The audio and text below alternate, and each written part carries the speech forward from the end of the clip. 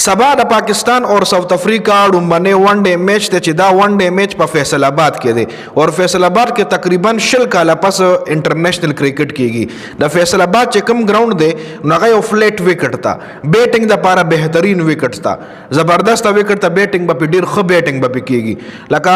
دینه مخ کې په فیصل آباد ګراوند باندې دا ډیر میچز نه دي شوي چې په هغه باندې موږ ډیټیل سره خبرو کو چې یعنی وکټ په بیهیو څنګه کوي تقریبا لاست میچ چې په دې باندې شو ټیسټ میچ به شو 2004 کې تقریبا په دې باندې لاست انټرنیشنل میچ شو هغه نه پس په فیصل آباد ګراوند باندې یو میچ هم نو شوی نو وکټ چې کمای ابا د بیټینګ د لپاره ښه وکټ وی با اوس کومګه را ساؤथ افریقہ او د پاکستان په ون ډے ریکارډ باندې خبرو کو نو ساؤथ افریقہ او پاکستان تر اوسه پورې ون ډے میچونه 87 میچونه شوي دي او اتیا میچونه شوي دي په دې او اتیا میچونو کې ساؤथ افریقہ 52 یعنی 52 میچونه ګټلي دي او پاکستان پکې صرف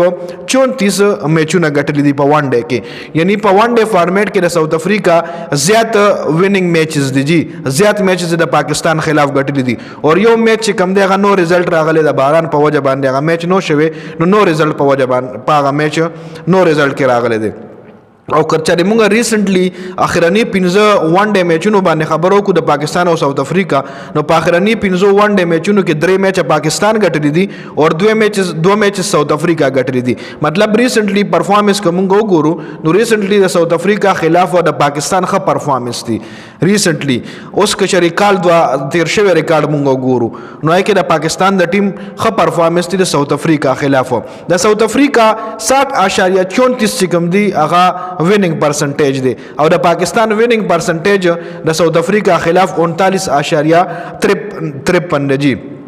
بل د پاکستان د طرفه ټاپ سکورر چې کوم دی هغه بابر اعظم دی چې په د ساؤथ افریقہ خلاف د 1280 رنزونه دي او د محمد رضوان 1035 رنزونه د ساؤथ افریقہ خلاف یعنی ټاپ سکورران چې کوم دي د ساؤथ افریقہ خلاف بابر او رضوان دي خبيار ساؤथ افریقہ چې کوم بیټسمن دی هغه د کایل مارکرم دی چې هغه 922 رنزونه دي د پاکستان خلاف ټاپ وکټ ټیکرز د شاهد افریدي د پاکستان چې هغه 44 وکټ د ساؤथ افریقہ خلاف اشتلي دي او د ساؤथ افریقہ کګیسو رباډا د چې هغه 28 وکټې د پاکستان خلاف اشتلي دي او کیشف ماراج چې کوم دی هغه هم 28 وکټې د پاکستان خلاف اشتلي دي یعنی سکسسفل بالران چې کوم دي د پاکستان د طرفه هغه شاهد افریدي چې هغه خوشتره نه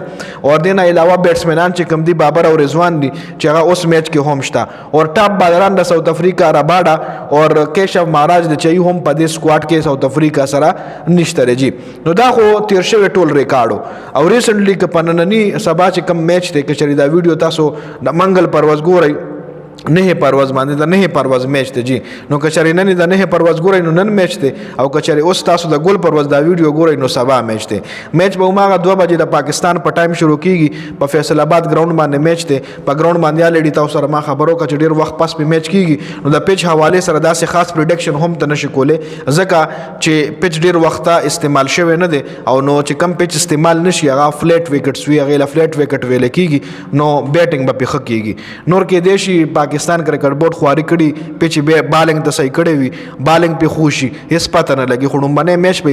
نو پته به لګي چې پیچ بیهیو څنګه کوي نو دا مکمل اپډیټ سو پاکستان ورسس ساؤथ افریقہ ډومبنه او ډی آی میچ حواله سره د تاسو سره دا کمنټ لازمي وکړئ